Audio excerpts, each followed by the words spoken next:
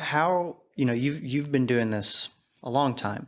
How can somebody who wants to get into this, who's, let's say a younger person who's trying to get into developing properties and wants to kind of, follow in this career path, how do you get started in this?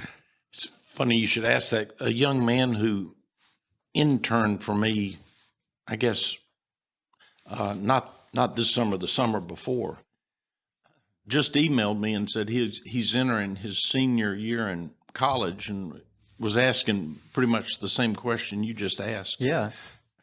I said, I've had several people literally come to me and say, we'd like to become a real estate developer because we see successful ones make a lot of money. Okay. And I said, that is actually a terrible reason to get into any profession. I said, you should get into something that you're passionate about. I said, I've seen a number of people get into various lines of work because they thought they could make a pretty good living doing it. And oftentimes soon after they're in it and they've got some years dedicated to it, they really wish they were doing something else, but all of a sudden they've devoted their entire academic career to it, and they've spent 4, 6, 7, 8 years, in it, and all of a sudden they feel trapped. I was telling this young man, I said, try to figure out what you're passionate about. I think whatever you're passionate about, you'll be more successful. Mm-hmm. And if you're more successful, chances are that's the best way to make money.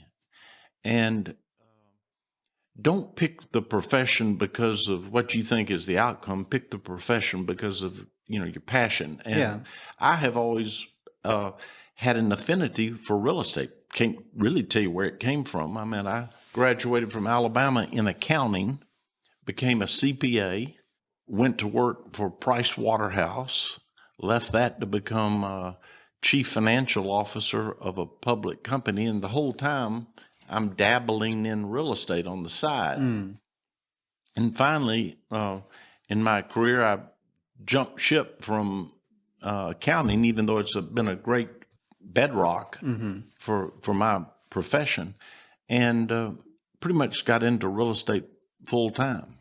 And but it's also interesting. I didn't start Capstone until I was 40 years old, so it's not like I did it real early in my career. So I tell Kathy and I have 3 sons, and the oldest I think will be 43 in August. So, and he has a 41-year-old brother and a 38-year-old brother. I tell them, y'all are only about at the age that I was at when I started Capstone.